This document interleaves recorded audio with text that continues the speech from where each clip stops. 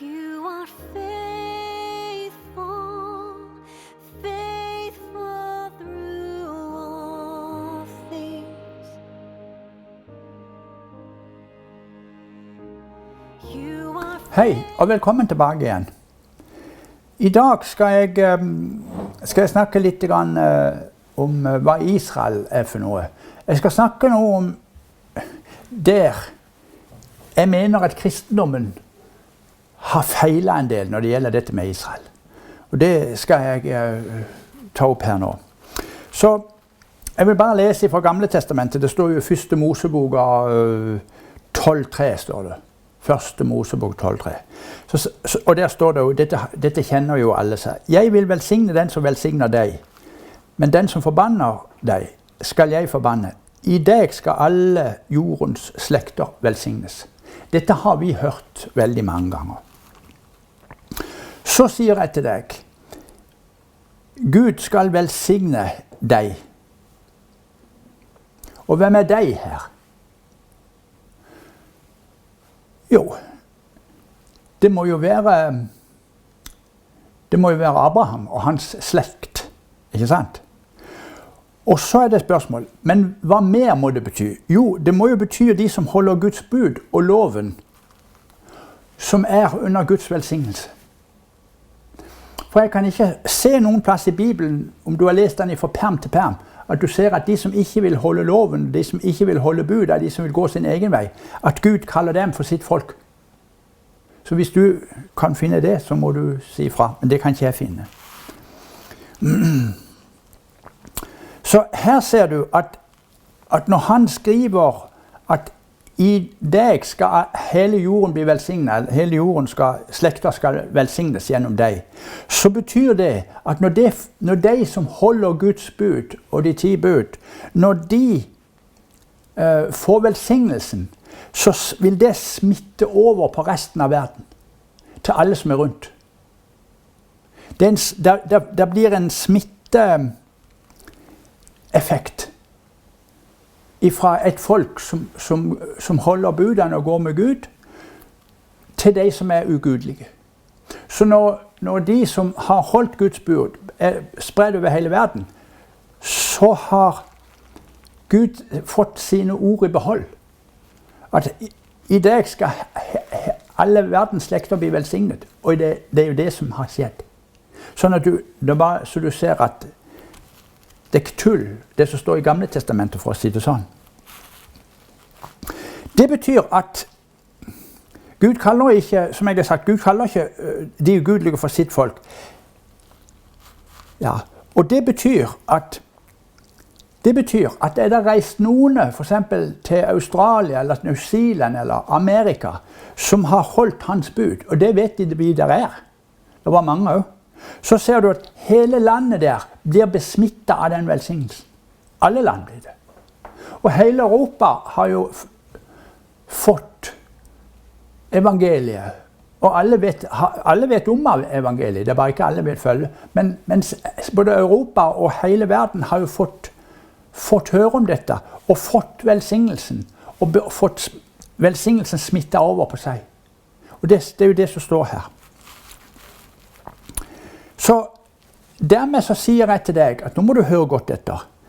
Derfor blir det helt feil når kristendommen tror på at alle mennesker som bor innenfor staten Israel er Guds folk.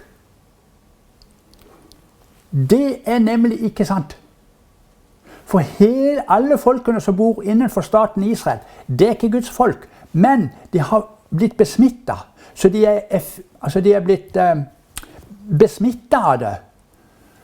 Sånn at de går ikke mot det. De vet om det. Og de tilpasser seg. De gjør små endringer, men de sier ikke liksom at ja, de tror så veldig på Gud, men vi jenker oss etter det. Vi kjenner det som er velsignelsen, for det er det de gjør. Resten av verden de kjenner at dette er en velsignelse, og så tar de etter. Så etterligner det litt. Ikke sant? Så skal du høre. Det er dette som er problemet, for i dag så har kristendommen opphøyet de ugudelige i Israel. De som ikke vil ha noe med han å gjøre. De har kristendommen opphøyet til å være et spesielt utvalgt folk for Gud. Ja, men det er det jo ikke. Det er helt feil. For Gud, han har ikke kalt oss noe mindre, eller han har kalt jødene. Det eneste han har gjort her, som vi vet, det er jo det at han har jo latt et slør gå ned for de som holder loven. For at vi som er hedninger skulle få tilgang til Kristus. Men det er en business mellom Gud og det jødiske folket. Og der kan ikke du gå inn og være dommer. For hvis du gjør det, så ligger du dårlig an. Du kan ikke sette deg til overdommer for Gud, vet du. Det går ikke. Så derfor så sier jeg at hvis du vil velsigne, slik det står i Mosebok, hvis du vil velsigne deg, som Gud skriver om, så må det være de som holder de 10 bud og loven. Og det betyr, det er de ortodokse jødene i dag. Så hvis du vil oppfylle det som står i Gamle Testamentet om å velsigne Israel, så er det de ortodokse du må velsigne. Ikke staten Israel eller de ugudelige. De kristne kan du alltid gi litt støtte til, men det er vel, jeg vet ikke hvor mye lov det er i Israel en gang. Så jeg sier at det her, det kristne bedraget ligger. Man opphøyer ugudelige og stempler de som Guds eget folk. Det er feil. Selv om de er blodsett, så hjelper ikke det noe, for Gud han har bare en ett, og det er den åndelige etten, og det skal jeg komme til litt senere her. Så derfor så ser du at du kan ikke ta de ugudelige som bor i Israel i dag og si at dette er Guds sanne folk. Dette er Guds spesialutvalgte folk. Alle er spesialkalt, og alle vil bli spesialutvalgt. Hver og en for seg, uansett om du bor midt i staten Israel, eller du bor i Norge, eller du bor i Amerika eller England eller nede i Europa, det spiller ingen rolle. Mange kalt, sier han. Eller sier alle, Gud kunne ha sagt alle kalt, men for Gud så er det ikke vits å kalle på alle, for de vil aldri komme allikevel. Så sannheten er det at alle de kristne organisasjonene, både i Norge og Europa og Amerika, hvis du legger merke til det litt, så ser du det at det er ingen av de som støtter de ortodokse jødene. Ikke en eneste en, noen plass. Og hvem er det man støtter? Jo, vi støtter bare de ugudelige og staten Israel. Kanskje holocaust-overlevende, gamle, barn, skole for barn, sykehus, alt mulig. De støtter alt som er, men ikke de ortodokse. Og da sier jeg, men da støtter kristendommen egentlig ikke opp om de som er virkelige Guds folk. De som holder loven og de 10 bud. Det er det som er problemet.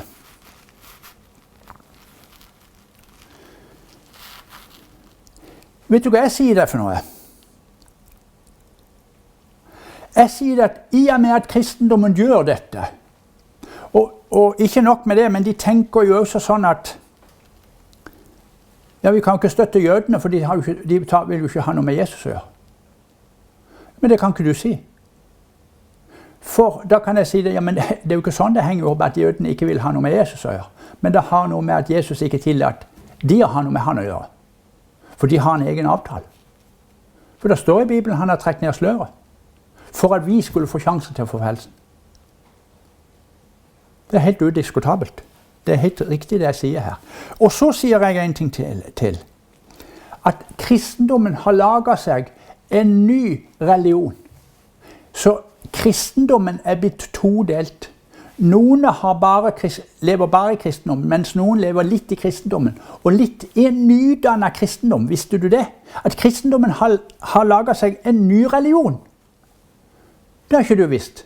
Men det skal jeg fortelle deg nå, hva er for noe. Jo, det er det som opphøyer hedningene i Israel som til å være noe helt spesielt utvalgt for Gud. Vet du hva jeg kaller det for noe? Jeg kaller den religionen der, når du tror på det, at det kaller jeg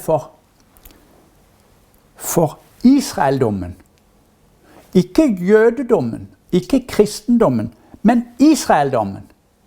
For det, man opphøyer Israel og tilber et ugudelig folk. Og tilber staten Israel, som er en sekulær stat. Og regjeringen er jo en sekulært regjering. Det er det som er saken. Danne en ny religion. Så nå reiser der evangelister og forkynner rundt hele her og forkynner det som er i strid med Guds ord. Gud kaller alle. Han vil ha alle inn. Han har ikke noen spesielle, som han sier, Guds folk, hvis de ikke vil ha noe med han å gjøre. Det må du skjønne. Og det som også har gjort dette nå her, det har også skapt konflikt i Israel. Og den konflikten er at de ultraortodokse jødene, de vil nå nekte jøder som er jøder av blod og har vært det lenge, hvis de har blitt kristne, så skal de bli nekta innreise til Israel. Det holder de på med nå. På grunn av det blir konflikt på grunn av denne saken her, som jeg har nevnt her nå. At kristne bare støtter staten Israel og det gudelige, og ikke de som holder loven.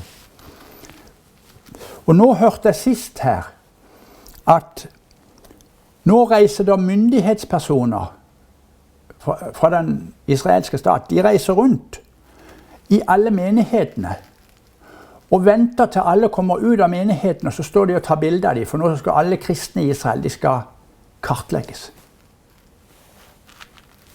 Skjønner du? Og snart så blir det konflikt om denne saken her. Det kan bli mer konflikt om det. Disse norske organisasjonene, det er jo flere organisasjoner som er nede her, dere vet jo stort sett hvem det er. Jeg skal ikke nevne de.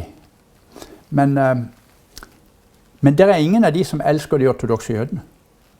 Det er ingen som reiser fra Europa og går ned til de ortodokse jødene og sier at vi er brødre. Vi er i hvert fall i det minste halvbrødre, kunne de ha sagt. For vi